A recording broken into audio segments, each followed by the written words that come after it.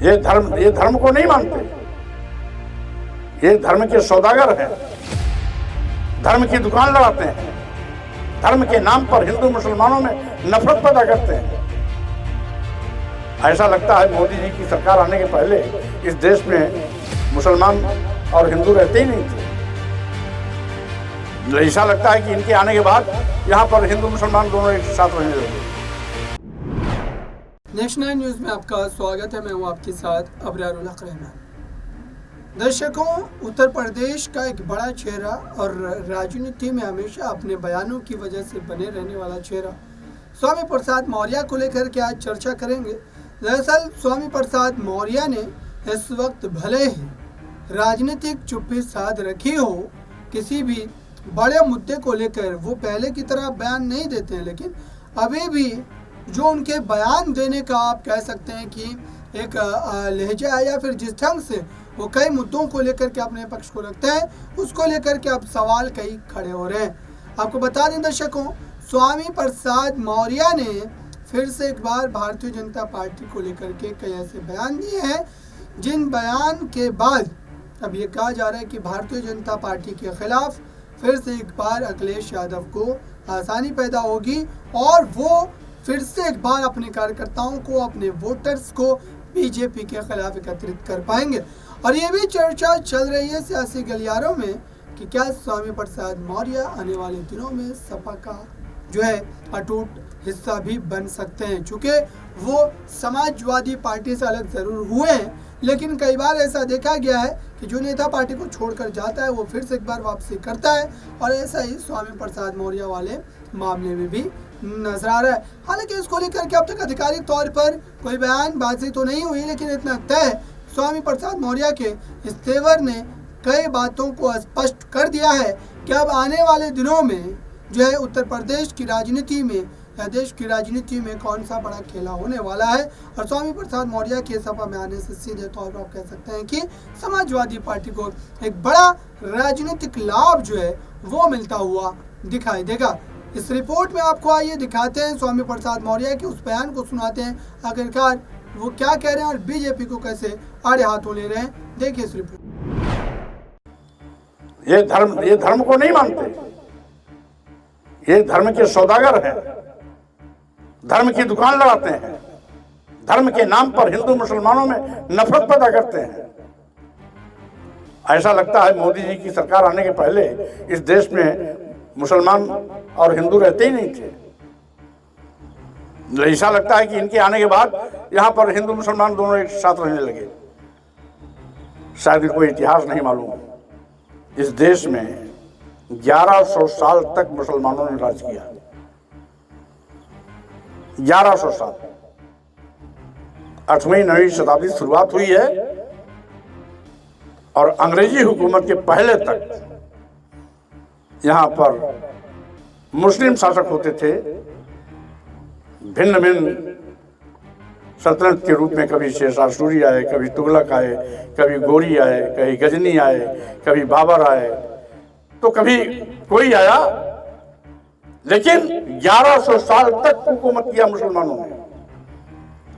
जब 1100 साल तक मुसलमानों ने शासन किया, उस समय तो हिंदू खतरे में नहीं था, हिंदू पर कोई आंच नहीं आई। आज जब हिंदू के ठेकेदार सत्ता में है तो हिंदू पर खतरा कैसे हो सकता है? यह केवल हिंदू मुसलमानों में नफरत का बीज बोकर अपनी वोट की राजनीति कर रहे हैं। इससे भी आपको सावधान रहना चाहिए। और जब 1100 साल तक हुकूमत करने वाला मुसलमान शासक के दौर में हम सुरक्षित थे, तो आज कैसे हम पर खतरा है? तो आपने देखा दर्शकों, क्या वाकई उत्तर प्रदेश में अखिलेश यादव के लिए ये वरदान साबित होंगे, और क्या सीधे तौर पर ये कहा जा सकता है कि भारतीय जनता पार्टी के खिलाफ स्वामी प्रसाद मौर्य का उतरना एक राजनीतिक मजबूरी भी है, क्योंकि इस समय वो अपने बलबूते पर, भले ही अपनी पार्टी का गठन करने के बाद से ही वो लगातार ये कह रहे हैं कि कहीं ना कहीं उनके समाज को लेकर के जो भेदभाव हुआ है, या फिर जो है भारतीय जनता पार्टी ने जिस तरीके से उनके समाज को पीछे रखने की कोशिश की है, या समाजवादी पार्टी की सरकार में कोशिश की गई है, इन तमाम बातों का वो हिसाब किताब लेंगे, उसकी लड़ाई लड़ेंगे और इस लड़ाई को लड़ने के लिए वो मुमकिन कोशिश कर सकते हैं जो करनी चाहिए। लेकिन उसके बावजूद भी उनका जिस तरीके का राजनीतिक व्यक्तित्व रहा है, दर्शकों उसको लेकर के भी कई सवाल खड़े होते हैं। और ये कहा जा रहा है कि उत्तर प्रदेश की राजनीति में भले उनकी इतनी बड़ी बड़ी दावेदारी देखने को मिल रही है, लेकिन उस पर जनता का विश्वास कितना होगा, जनता उस पर कितना विश्वास करेगी, ये देखने वाली बात होगी। फिलहाल इस समय इस पूरे मामले को लेकर के सियासी पैमाना जो है वो और ज़्यादा बढ़ता हुआ दिखाई दे रहा है, और इसको लेकर के साफ तौर पर जो स्थिति है वो गहराती चली जा रही है।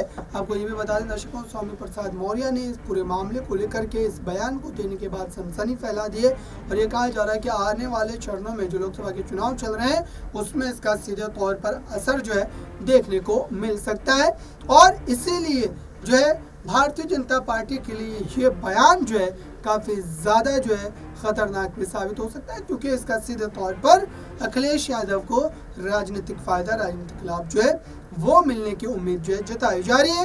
स्वामी प्रसाद मौर्य के एक पक्ष को और धर्म को नाम पैदा किया जा रहा है, धर्म की डुरिया पीटी जा रही है, राम का नाम लेकर देश बेचा जा रहा है, राम का नाम लेकर के इलेक्ट्रॉल बॉन्ड के माध्यम से 6,000 करोड़ रुपए की डकैती डाली जा रही है, राम के नाम पर 13,000 करोड़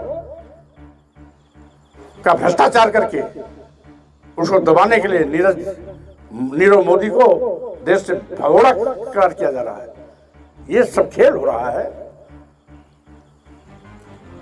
और इसीलिए साथियों मैं चाहता हूं कि आप सभी लोग कुशीनगर के आन बान शान के लिए, कुशीनगर के विकास के लिए आप अपना स्नेह प्यार आशीर्वाद वोट के रूप में मुझे जरूर देंगे।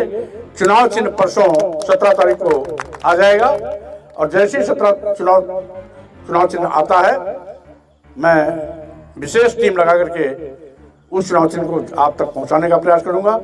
आप भी उसमें हिस्सेदार बनेंगे। जहां मैं नहीं पहुंच पा रहा हूं वहां आप लोग मेरी उस कमान को संभाल लेंगे, और हमें खुशी होगी कि यहाँ का हर नौजवान स्वामी प्रसाद मौर्य बनकर के जब क्षेत्र में निकल जाएगा तो विरोधियों की हवा निकल जाएगी, और जो हमारा मकसद है कि केंद्र से बीजेपी का सूपड़ा साफ होना चाहिए। तो आपने सुना दर्शकों, क्या वाकई उत्तर प्रदेश में बड़ा खेला हो पाएगा, उसकी संभावनाएं क्या नजर आती है, आपकी राय क्या है, कमेंट बॉक्स में जरूर बताइए। जुड़े रहें नेक्स्ट 9 न्यूज़ के साथ।